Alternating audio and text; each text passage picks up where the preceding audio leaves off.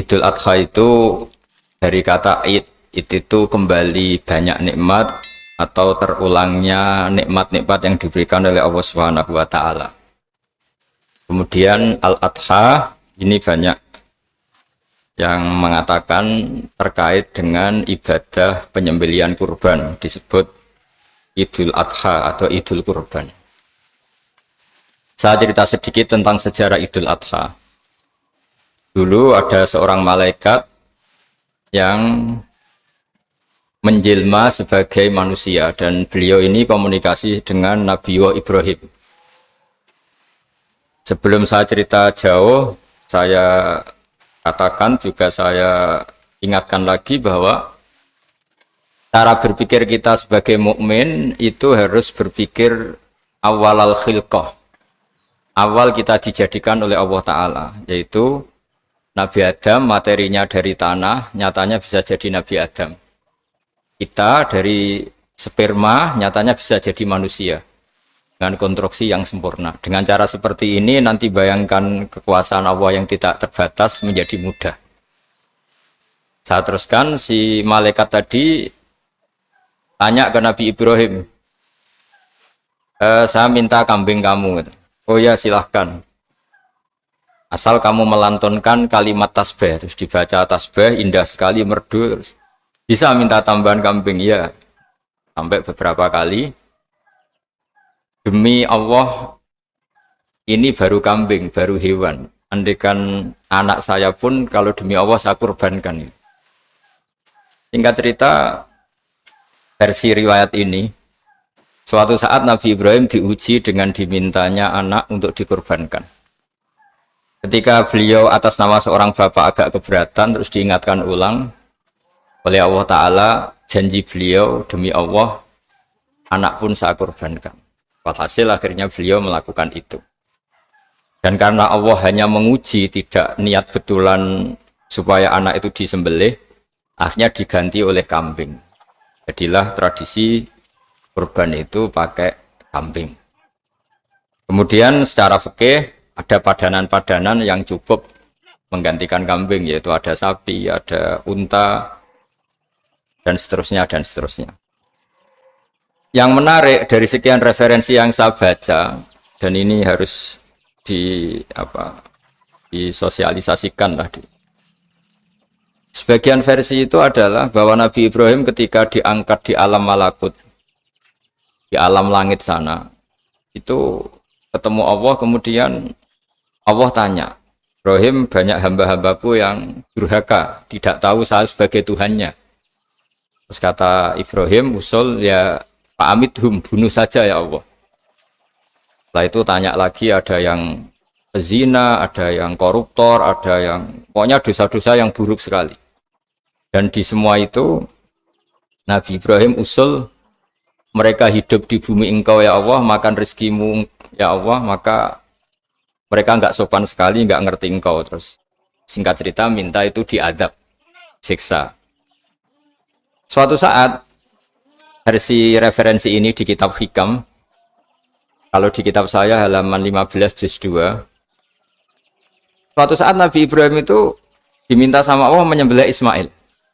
Citra ini penting sekali. Setelah disuruh menyembelih Ismail, Nabi Ibrahim komplain, ya Allah, ini anak saya, samratu fuadi, buah hati saya, kenapa engkau seenaknya minta saya sembelih? Gitu. Gak bisa ya Allah, ini samratu fuadi, buah hati saya. Terus kata Allah, orang-orang yang durhaka yang kamu usulkan supaya saya bunuh, itu hamba saya menciptakan mereka, dan saya mencintai mereka, karena itu ciptaan saya. Anda enak saja usul saya matikan, saya bunuh. Sekarang ketika Anda usul, saya tidak mikir. Kenapa ketika saya usul kamu mikir? Terus akhirnya Nabi Ibrahim mau oke ya Allah. Setelah itu terus semenjak itu Nabi Ibrahim itu begitu sayang sama hamba-hambanya Allah. Sehingga dari cerita yang paling masyhur, ketika Abu Bakar As-Siddiq begitu lemah lembut sama hamba-hamba Allah yang lain, Nabi Muhammad mensepadankan dalam hal ini sama Nabi Ibrahim, hati kamu sehalus Ibrahim. Yaitu Nabi Ibrahim, beliau akhir-akhir punya komitmen, faman tabi'ani fa innahu minni wa man asani fa innaka ghafurur rahim.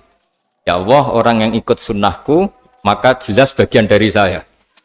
Dan yang sedang durhaka, waman asoni, saya harapkan fa innaka ghafurur rahim. Engkau Maha Pengampun, Maha Penyayang. Semenjak itu menjadi sunnatan mutaba'ah bahwa agama ini agama rahmatan lil alamin, bahwa melihat kemungkaran, melihat kebodohan, ketimpangan, itu komitmen kita ini membenahin, bukan menghabisin. Melihat kesalahan, komitmen kita ini in uridu ilal islaha mastata'tu. Komitmen kita ini ingin lebih baik, bukan mengacaukan dunia ini. Semenjak itu terus syariat-syariat Islam disebut anit tabi millata Ibrahim Hanifah, bahwa kita mengikuti millahnya Ibrahim. Sebab itu kemudian setelah ini menjadi sunnatan mutaba'ah, bahkan banyak ulama yang berpendapat ketika Rasulullah SAW Mi'raj, itu dari sekian Nabi Ulul Azmi yang enggak ketemu itu Nabi Nuh. Nabi Nuh alaihissalam, padahal termasuk Nabi Ulul Azmi. Itu banyak yang menganalisis karena Nabi Nuh itu pernah berdoa, Rabbi la tadhar alal ardi minal kafirina dayaro. Nabi Nuh adalah Nabi yang pernah cara Jawa maksudno kaumnya, mendoakan buruk sama kaumnya, dan itu tidak manhaj, tidak metode yang Nabi Muhammad disuruh ikut metode itu, tapi Nabi disuruh ikut manhaj atau pola sosiologi, pola dakwah atau pola sosial yang harus mengikuti Nabi Ibrahim anit tabi millata Ibrahim Hanifah. Nabi Ibrahim itu orang yang sangat lemah lembut, yang ngendikan faman tabi'ani fa innahu minni wa man asani fa innaka ghafurur rahim. Sebab itu teman-teman yang di Kanada, yang di mana-mana, kita ngikuti status ilmu hakikat.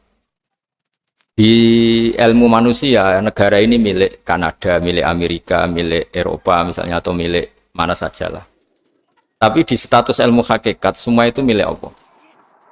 Sehingga di antara ciri khas Islam adalah kalau dulu agama-agama lain harus salat di tempat peribadatan mereka, Islam mengatakan ju'ilat lanal ardu kulluha masjidan, semua bumi Allah itu masjid, tempat sujud.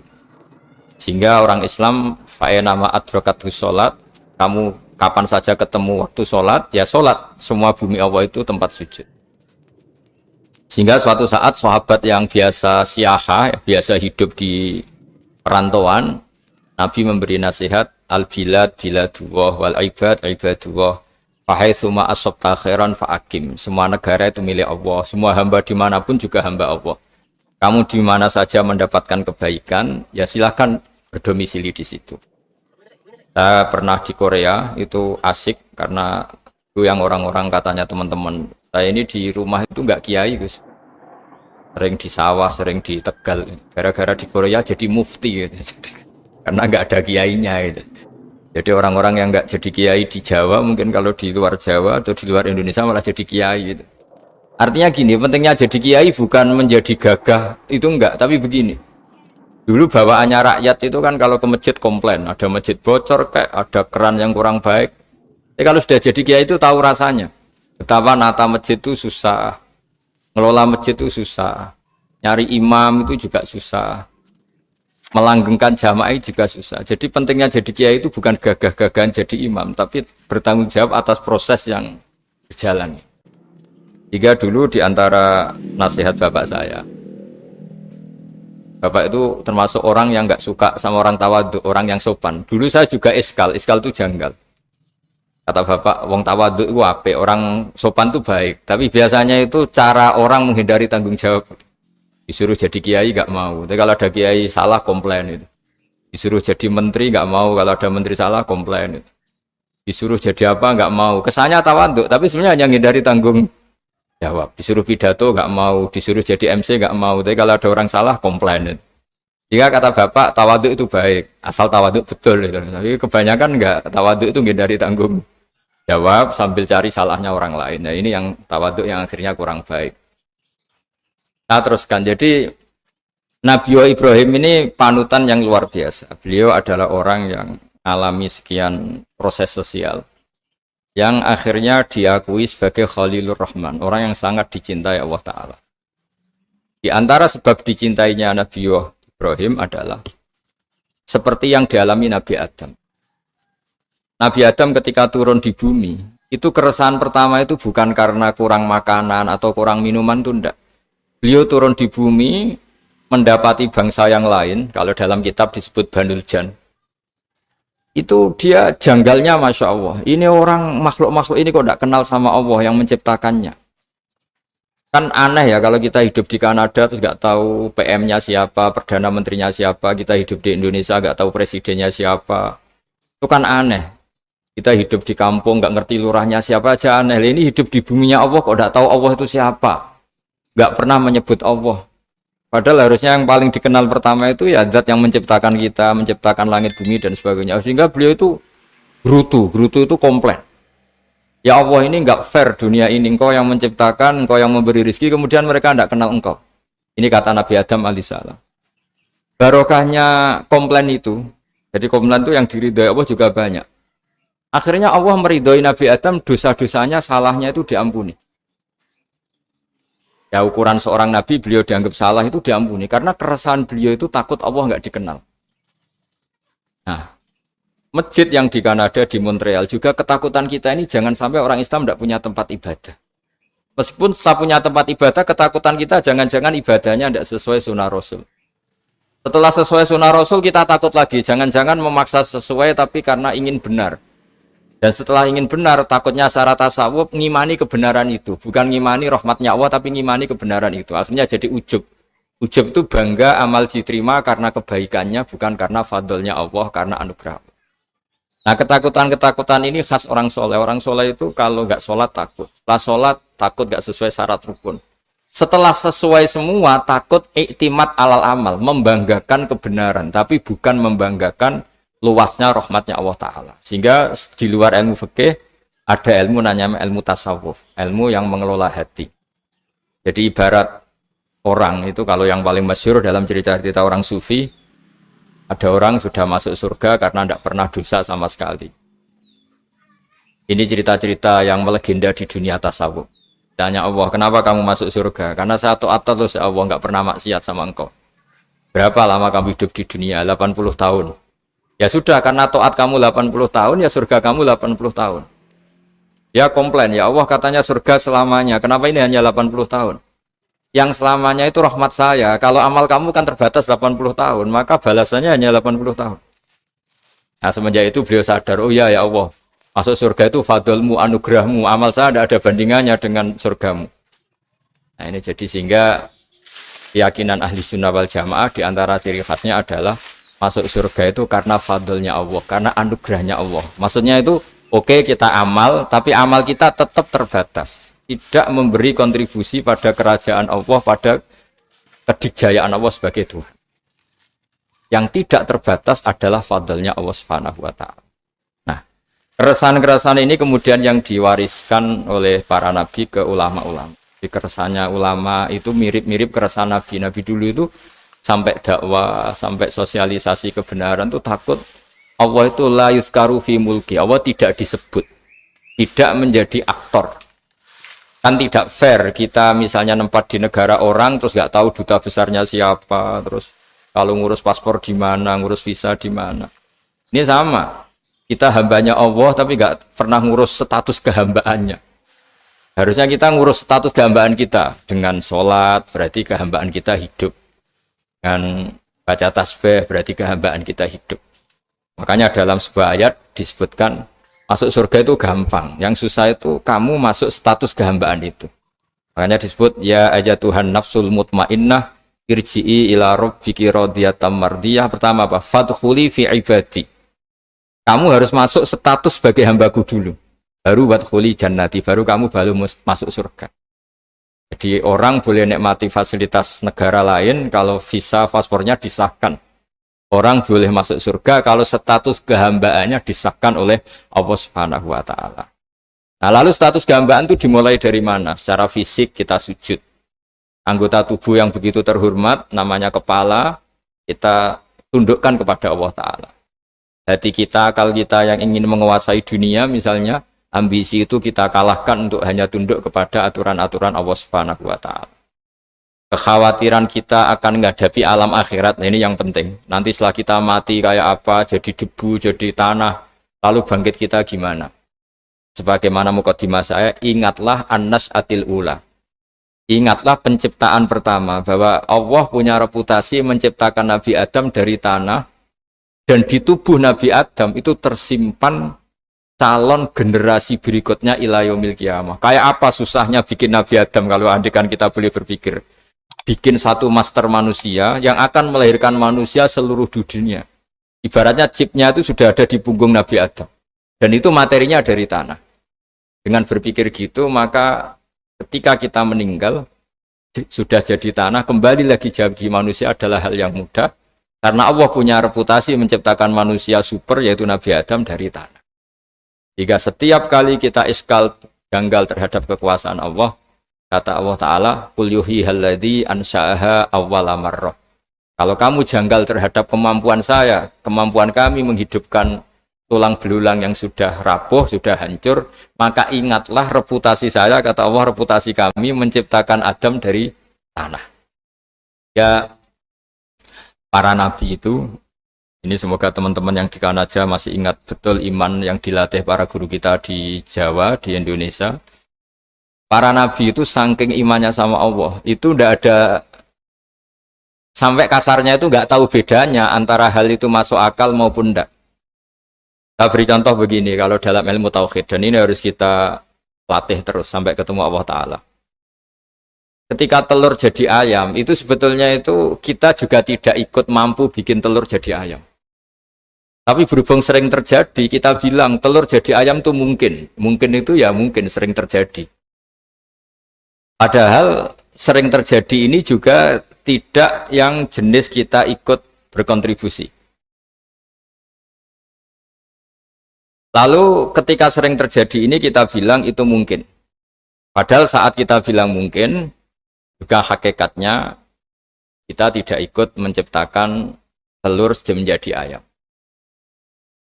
Lalu karena seringnya telur jadi ayam, kita bilang telur jadi ayam itu mungkin. Mungkin itu gak muhal.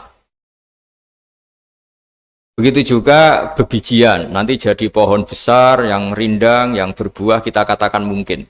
Kenapa kita katakan mungkin? Karena itu sering terjadi. Oh, kita pun tidak ikut menciptakan biji jadi pohon besar, telur jadi ayam. Artinya apa? Zaman sesuatu itu sering terjadi, kita pun sebetulnya tidak pernah ikut menciptakan. Hanya menyaksikan sering, terus kita bilang itu mungkin.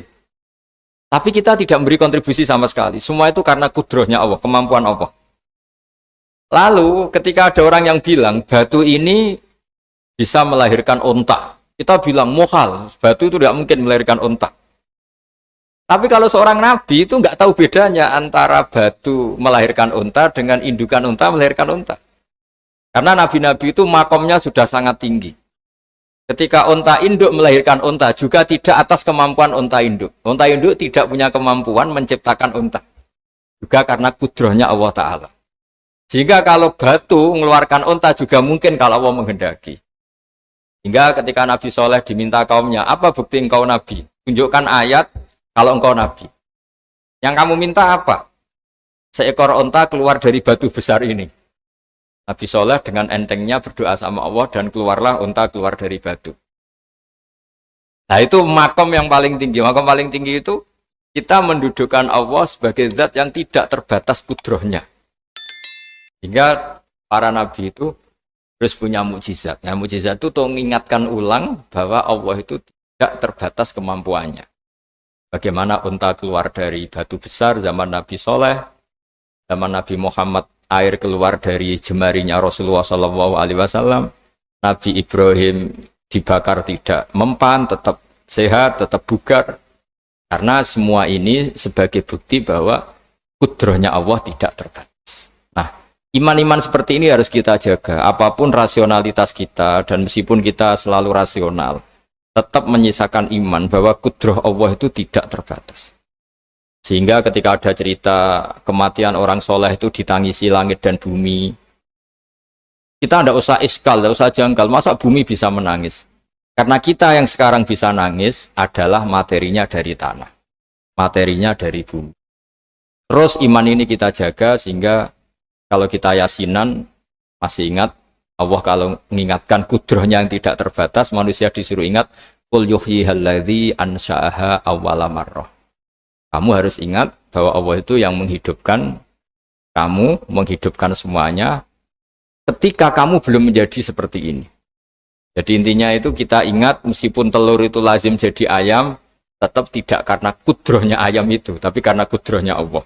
Indukan unta melahirkan anak unta juga bukan kemampuan indukan unta, karena ini juga makhluk yang lemah, tapi juga kemampuan Allah Subhanahu wa Ta'ala. Jika dengan demikian kita termasuk hamba Allah sesuai target yang diingatkan Allah. Falamma tabayyana lahu qala a'lamu annallaha ala kulli syai'in qadir. Hamba Allah yang baik adalah hamba ketika menyaksikan fenomena apapun, semua itu li ta'lamu annallaha ala kulli syai'in qadir wa annallaha qad ahata bi kulli syai'in ilma. Apapun di alam raya ini, semuanya itu bukti bahwa Allah ala kulli syai'in qadir, Allah kuasa dan Allah meliputi semua makhluknya dalam pandangannya, dalam pantauannya. Jadi saya mohon teman-teman yang di Montreal, yang di Kanada, juga di manapun harus ingat status hakikat bahwa al-bilad biladullah wal ibad ibadullah fahaitsuma asabta khairan fa'akim. Negara hakikatnya milik Allah, semua hamba juga milik Allah. Di mana saja kamu berada dan menemukan kebaikan, silahkan hidup di situ. Tentu dengan sosialisasi yang baik, baik dengan non-muslim maupun dengan muslim.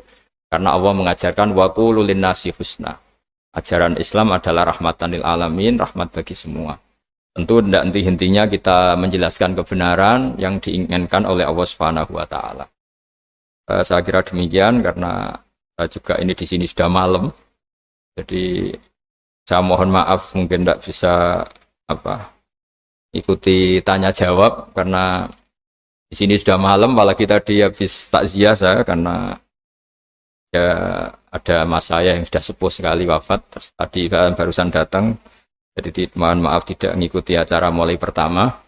Tapi saya mohon ayat-ayat Quran yang saya terangkan tadi bahwa untuk mensifati Allah kudrohnya tidak terbatas. Ingatlah bahwa kita yang secerdas ini, yang sehebat ini, kita semua manusia yang cerdas begini, matanya bisa melihat, hatinya bisa merenung, otaknya bisa berpikir cerdas, itu dari materi tanah. Dan Allah mampu. Allah bisa bikin orang miliatan gini dari satu orang manusia namanya Nabi Adam. Kayak apa susahnya bikin konstruksi Nabi Adam kalau boleh dibahasakan. Dan itu Allah punya reputasi mampu. Dengan cara seperti itu kita akan gampang iman bahwa kita setelah meninggal dan menjadi tanah, ya sama seperti kita masih hidup. Zaman kita hidup ya tidak tahu cara kerja jantung kita, nafas kita, uratnya gimana, terus sistem tubuh. Meskipun ilmu medis ngerti mengurai itu, tapi tetap saja hanya ngerti, tidak menciptakan. Yang menggerakkan jantung, organ tubuh kita tetap Allah Subhanahu wa Ta'ala. Dia yang Al-Fa'ilul Mukhtar, dia yang semuanya mengendalikan kita. Artinya zaman kita hidup pun sebenarnya kita yang tidak mengendalikan kita. Nafas kita ya dalam kendali Allah, ikhtiar kita dalam kendali Allah. Sama setelah kita mati juga dalam kendali Allah. Ya guru-guru kita semuanya melatih inna sholati wa nusuki wa mahyaya wa mamati lillahi rabbil alamin. Hakikat ibadah kita, hakikat hidup kita, hakikat mati kita, semuanya tidak dalam kendali kita. Semua itu dalam kendali Allah Ta'ala. Dengan demikian terus kita insya Allah ingin jadi hambanya dulu. Baru setelah jadi hambanya, baru sah menjadi ahli penghuni surganya. Wadkhuli fi ibadi, baru wadkhuli jannati. Masuklah berstatus sebagai hambaku, baru engkau kalian semua layak menjadi penghuni surgaku. Mohon maaf atas semua kesalahan. Billahi taufik. Wassalamualaikum warahmatullahi wabarakatuh.